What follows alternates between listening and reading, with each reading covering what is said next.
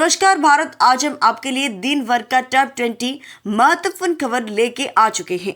उससे पहले आपसे निवेदन है कि वीडियो को अंत तक जरूर देखें और हाँ, चैनल को सब्सक्राइब करके रखिए ताकि आपको हर दिन की बड़ी खबरें सबसे पहले मिल सके। तो चलिए आप शुरू करते आज की पूरी खबरें। डॉलर के मुकाबले भारतीय रुपए का लूट का नजारी, पहली बार 91 का आंकड़ा किया पार। भारतीय रुपया मंगलवार को कारोबार के दौरान 36 पैसे गिराकर अमेरिकी डॉलर के मुकाबले पहली बार 91 के स्तर को पार कर गया। भारत अमेरिका व्यापार समझौते को लेकर बनी अनिश्चितता और विदेशी निवेशक की लगातार वीक वाली से रुपया पर दबाव बना हुआ है। सेंसेक्स और निफ्टी आज गिरावट के साथ खुले और सेंसेक्स में करीब 500 अंक की गिरावट दिखी। 2026 में 2.4 लाख तक जा सकती है चांदी, फर्म ने बताया कई risk factor. Brokerage firm axis securities का मानना है कि चांदी में अभी और उछाल बाकी है और 2026 के लिए फर्म ने इसका लक्ष्य 2.4 लाख किलो बताया है। फर्म के मुताबिक चांदी की रैली के बीच कुछ जोखिम अब भी मौजूद है। इनमें मौजूद अमेरिकी डॉलर, बढ़ती वास्तविक यील्ड, जियोपॉलिटिक्स, तनाव में कमी और काफर की कमजोरी जैसे फैक्टर शामिल हैं। किसान की आमदनी बढ़ाने के लिए बिहार सरकार की नई पहल, शुरू की 2 योजनाएं। बिहार सरकार ने गेट्स फाउंडेशन के सहयोग से बिहार एक्वाकल्चर इंप्रूवमेंट प्रोग्राम और बिहार डेयरी ट्रांसफॉर्मेशन प्रोजेक्ट शुरू की है। इन योजनाओं का लक्ष्य मत्स्य और डेयरी सेक्टर का आधुनिकीकरण, उत्पादन बढ़ाना और किसानों की आय में इजाफा करना है। तकनीक प्रशिक्षण और बेहतर प्रबंधन से ग्रामीण रोजगार और अर्थव्यवस्था को मजबूती मिलेगी। आईपीएल नीलामी में दूसरे राउंड में 13 करोड़ में बिके लियम लिविंगस्टन।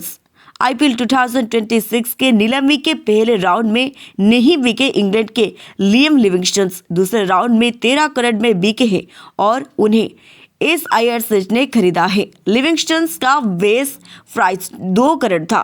इससे पहले लिविंगस्टन को IPL 25 में नीलामी में RCB ने 8.75 करोड़ में खरीदा था। 2022, 2023 और 2024 में वह पंजाब किंग्स से खेले थे। पीएम मोदी का इथियोपिया के PM अली ने गले लगाकर किया स्वागत, खुद कार चलाकर ले गई होटल। प्रधानमंत्री नरेंद्र मोदी 3 देशों की यात्रा के दूसरे चरण में मंगलवार को इथियोपिया पहुंचे। एयरपोर्ट पर इथियोपिया के प्रधानमंत्री अबी अहमद अली ने उन्हें गले लगाकर स्वागत किया। इसके बाद PM अली खुद कार चलाकर प्रधानमंत्री मोदी को होटल तक ले गए।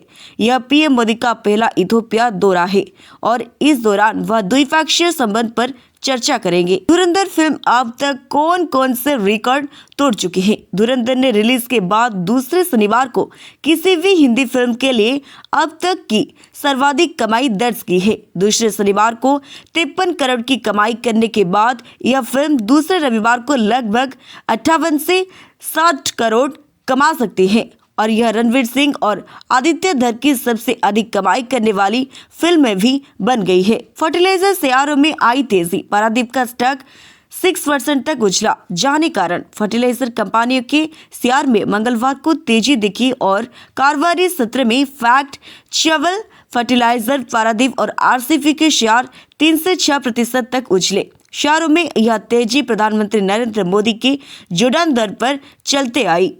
वहीं जोर्डान से फास्फोरिक एसिड और DAP जैसे कच्चे माल की सप्लाई को लेकर समझौते की उम्मीद है। यूपी में टाटा ग्रुप का बड़ा निवेश, 60 होटल प्रोजेक्ट का रोड मैप CM योगी के सामने किया पेश।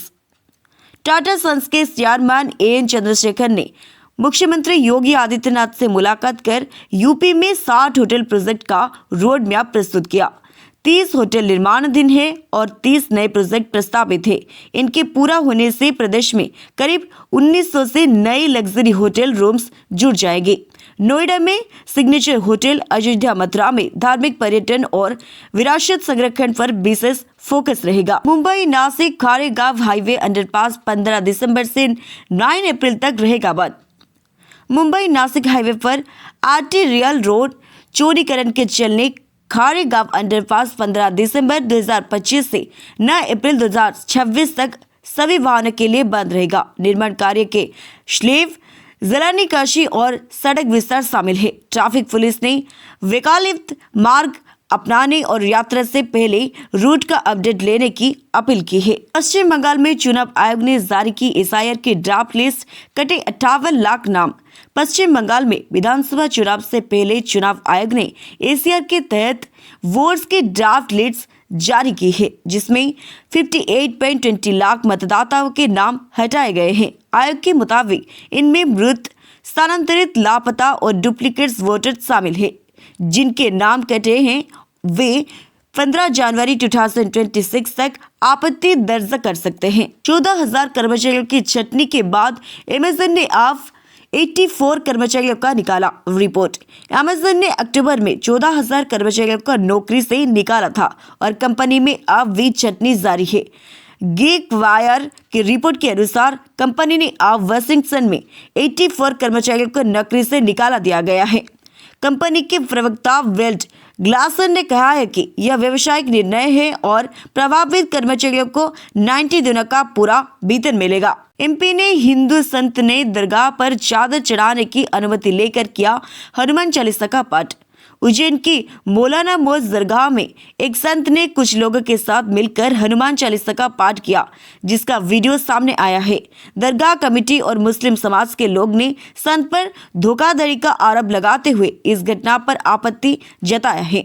वकाल कमेटी संत के सिर्फ चादर चढ़ाने और कव्वाली गाने की अनुमति मांगी थी। गोवा अग्निकांड के बाद थाईलैंड वागे लुथरा ब्रदर्स को लाया गया भारत। पहली तस्वीरें आई सामने।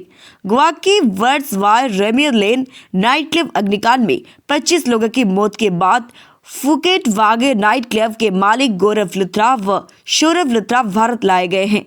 वकाल रिपोर्ट्स आरोपियों के भारत पहुंचने पर उन्हें हिरासत में लेने के लिए गोवा पुलिस की टीम दिल्ली एयरपोर्ट पहुंचे हैं। दोनों का पासपोर्ट सस्पेंड कर दिया गया है। सीएम योगी और टाटा समूह के बीच हुई बड़ी बैठक। एआई सीट और ईवी समेत कई बातों पर बनी सहमति। मुख्यमंत्री योगी आदित्यनाथ से मुलाकात में Tata Sons chairman N Chandrashekhar ने यूपी में AI, IT technology, electronics, defence, EV और ऊर्जा क्षेत्र में निवेश विस्तार पर सहमति जताई।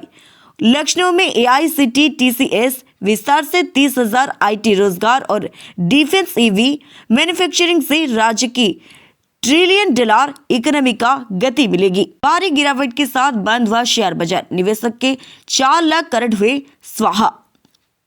भारतीय शेयर बाजार मंगलवार को गिरावट के साथ बंद हुआ। सेंसेक्स 533 अंक टूटकर 84,679 पर और निफ्टी 167 अंक गिराकर 25,860 पर बंद हुआ। रिपोर्ट्स के मुताबिक इसे भारी गिरावट से निवेशक के करीब 4 लाख करोड़ का नुकसान हुआ है। सेंसेक्स की 30 कंपनियां नुकसान में रही, जिनमें एक्सिस बैंक और जोमेटो को शेयर 4% से ज्यादा गिरे। एनआईए ने पहलगाम हमले को लेकर दाखिल की चार्जशीट। लश्कर ए तैयबा को भी बताया आरोपी। एनआईए ने अप्रैल में हुए पहलगाम आतंकी हमले को लेकर जम्मू की विशेष अदालत में सोमवार को चार्जशीट दाखिल की। इसमें 25 पर्यटक की हत्या को पाकिस्तान प्रायोजित साजिश बताया गया है।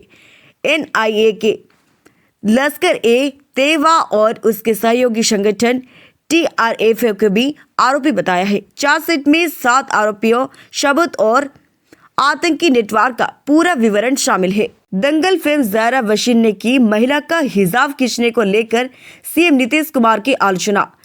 2019 में धार्मिक कारण का हवाला देते हुए शोबिस छोड़ने वाली दंगल फिल्म पूर्व अभिनेत्री ज़ारा वसीम ने एक कार्यक्रम में मुस्लिम महिला डॉक्टर का हिजाब खींचने के लिए बिहार के मुख्यमंत्री नीतीश कुमार की आलोचना की है।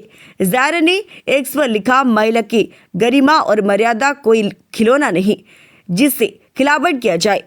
मुस्लिम होने के नाते बहुत गुस्सा आ रहे हैं। सुबह में हार्ट अटैक को लेकर एम्स की स्टडी में हुआ चौंकने वाला खुलासा। एम्स दिल्ली की मई 2023 अप्रैल 2024 की स्टडी में स्पष्ट हुआ कि युवा में अचानक मौत और कोविड वैक्सीन के बीच कोई सीधा संबंध नहीं है। स्टडी के मुताबिक अचानक मौत की मुख्य वजह कोरोनरी आर्टरी डिजीज है, जो गलत लाइफ टाइम, गलत मोटापा, धूम्रपान और शारीरिक निष्क्रियता से जुड़ी है। रिकॉर्ड तोड़ने के बाद सस्ता हुआ सोना।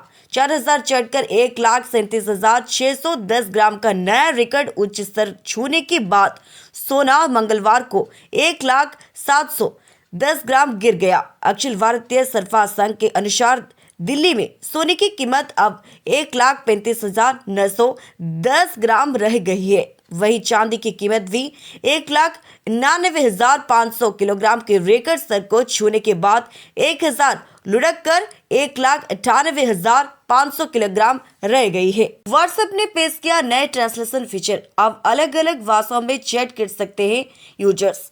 व्हाट्सएप ने नया इनबिल्ट ट्रांसलेशन फीचर को पेश किया है, जिसमें अब बिना किसी थर्ड पार्टी ऐप के मैसेज का सीधा अनुवाद किया जा सकता है।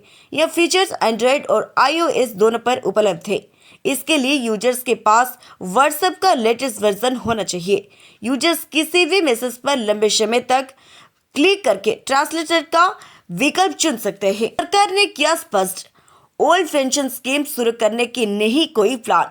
केंद्र सरकार ने साफ कर दिया है कि ओल्ड पेंशन स्कीम को फिर से शुरू करने का कोई प्लान नहीं है। वित्त राज्य मंत्री पंकज चौधरी ने लोकसभा में लिखित जवाब में बताया है कि न्यू पेंशन स्कीम और यूनिफाइड पेंशन स्कीम के तहत आने वाली केंद्रीय कर्मचारियों के लिए ओपीएस लागू करने का प्रस्ताव नहीं है। तो दोस्तों, आज की बड़ी खबरें का यही था सारांश। हर दिन के लेटेस्ट अपडेट्स पाने के लिए चैनल को सब्सक्राइब करें और बेल आइकन को ऑल पर सेट करें। फिर मुलाकात होगी नई खबरों के साथ। नमस्कार।